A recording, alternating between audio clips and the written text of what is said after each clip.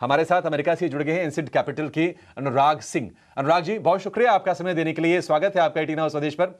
अनुराग जी, आपका first comment, एक बड़ा पॉजिटिव मार्केट्स के लिए। हाँ, बिल्कुल बिल्कुल अभिषेक, काफी पॉजिटिव है। और पॉजिटिव इस लिहाज से मैं ज्यादा ये नहीं कहूंगा कि बहुत सारे स्टॉक्स थे जो इन पे डिपेंडेंट थे, बट एक सेंटिमेंट खराब हो रहा था मार्केट में कि इस नए दौर में जब सब लोग बायलैटरल डील्स कर रहे हैं तो how can India stay out of European union and US. और काफी लोग कहने लग गए थे कि हमें जरूरत नहीं है इनकी और हम अपना कर लेंगे।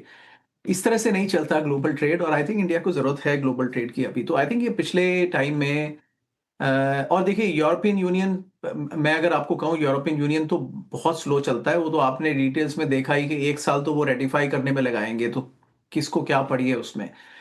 इंपॉर्टेंट था अमेरिका से डील करना, because that will be very effective quick.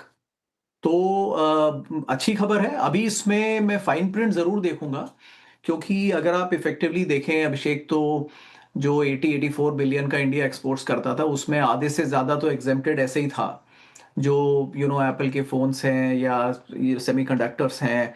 Semiconductors तो इंडिया नहीं देता, but pharma and cell phones जो हैं एटलीस्ट वो सब तो जो लिमिटेड हैं वो तो उन्होंने एग्जेम्प्ट कर ही रखे थे। तो अब देखते हैं, बाकी डिस्क्रिशनरी पे 18 आ गया है तो then now it is up to the companies. फायदा तो होगा जरूर उसमें इंडियन एक्सपोर्ट्स का।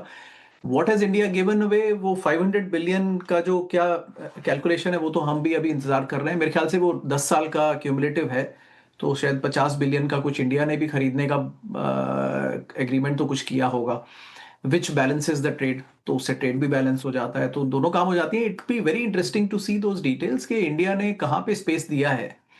Right, that is more important. US का तो जो फ्री इंपोर्ट इंडिया कर रहा था वो तो कर ही रहा था, तो उसमें तो रोक कभी थी ही नहीं। तो that's the point. But overall sentiment very good, good news for the markets. और एक ओवरहैंग जो था इट इज गॉन अवे, और ये सिग्नल एटलीस्ट है फॉरेन इन्वेस्टर्स को कि India is open for business, India can do the deals with difficult countries also. Abhishek. बिल्कुल अनुराग जी, दोनों देशों के बीच तो पहले से भी आए थे कि वो 2030 तक जो बायलैटरल ट्रेड है उसको बढ़ा के वो $500 बिलियन करना चाहते हैं।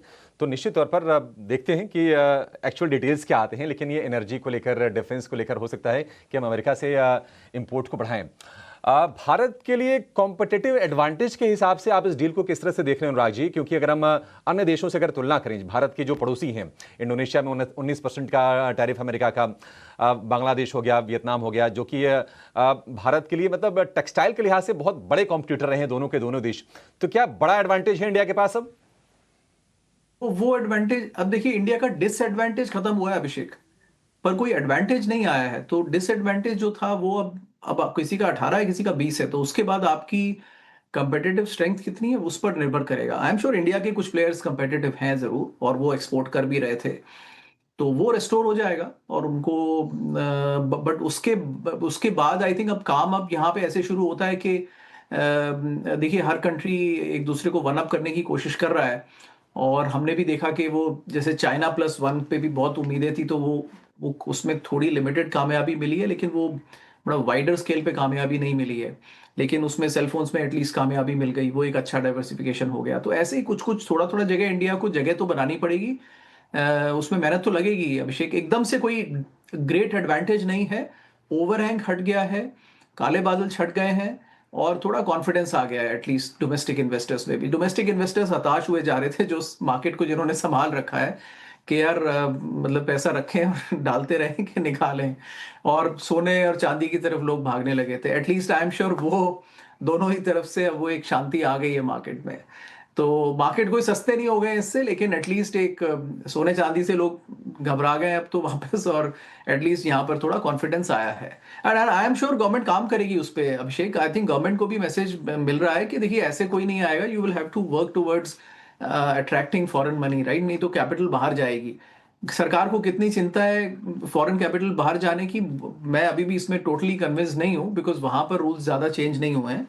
बट लेट अस होप कि वहां पर भी नजर जाएगी सरकार की। अभिषेक।